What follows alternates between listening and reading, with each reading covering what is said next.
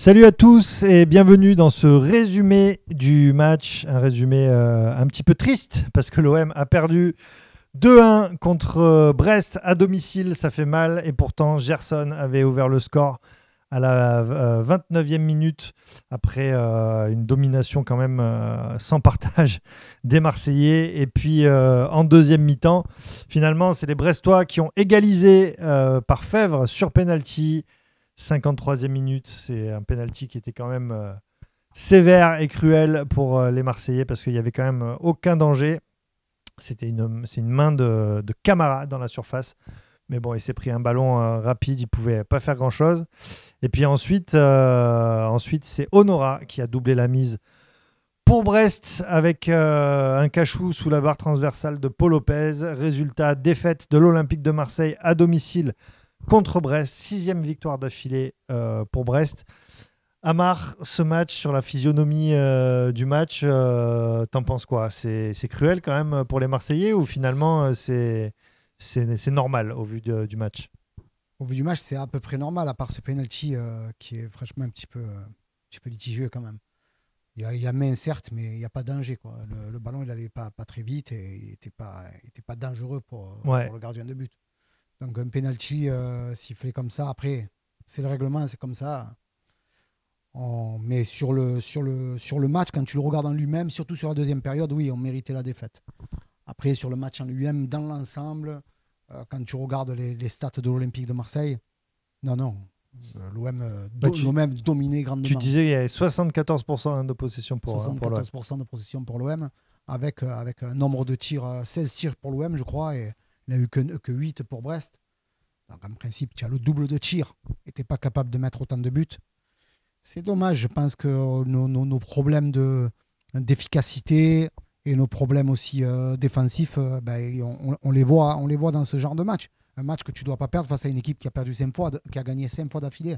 Donc là, 6 fois, et qui sont mal classés en championnat, on n'y comprend plus rien. Il est très difficile ce championnat et l'OM, des fois, il passe à côté. Voilà, quoi.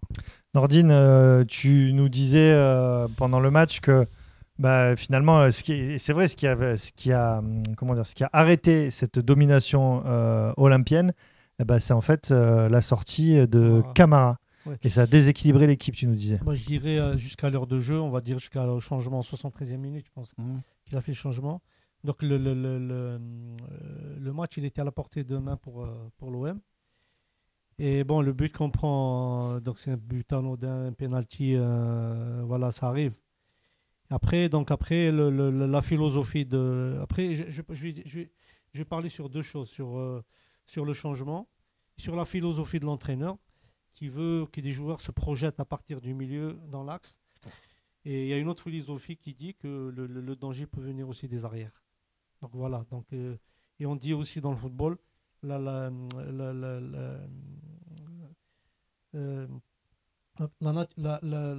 largeur naturelle vient des arrières. Oui. La largeur naturelle vient des arrières. Donc on joue sans arrière, avec des joueurs excentrés, des joueurs excentrés offensifs qui font le rôle des arrières, des latéraux.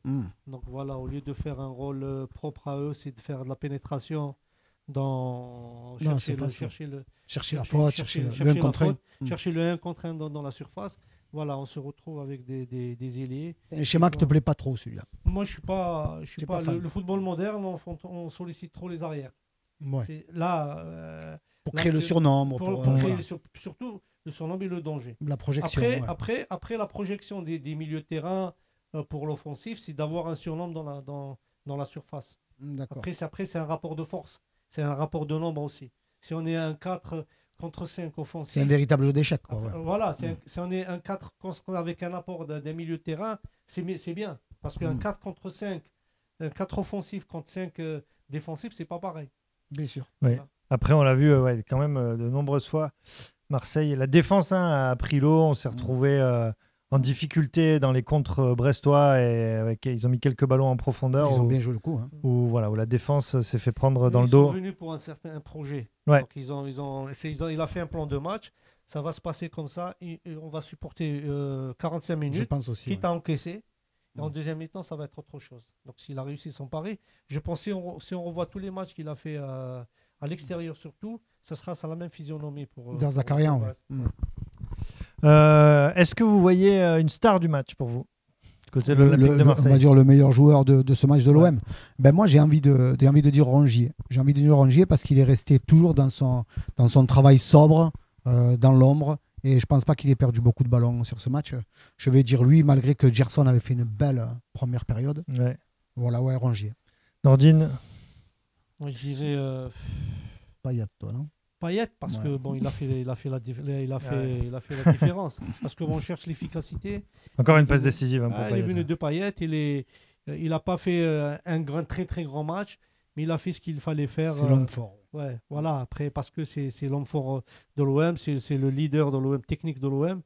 Voilà, donc moi je vois Payet dans le match. Ouais, moi je suis d'accord pour Payet, mais je vais dire Camara, tu vois. Et parce qu'en fait, son absence c'est tellement flagrante. Ouais, c'est ça que finalement je mettrais Camara. Un Pébron du match pour vous? Pour moi, sans aucun doute, Sampaoli. Ouais. Même qu'il n'était pas sur le terrain. Quand tu as une philosophie et que tu la prônes, que tu dis ça, moi je joue comme ça, c'est comme ça qu'on joue, et que puis qu'en plein match, ben, tu te chies dessus. C'est-à-dire tu fais rentrer un attaquant, pourquoi, je sais pas, alors que tout se déroulait bien.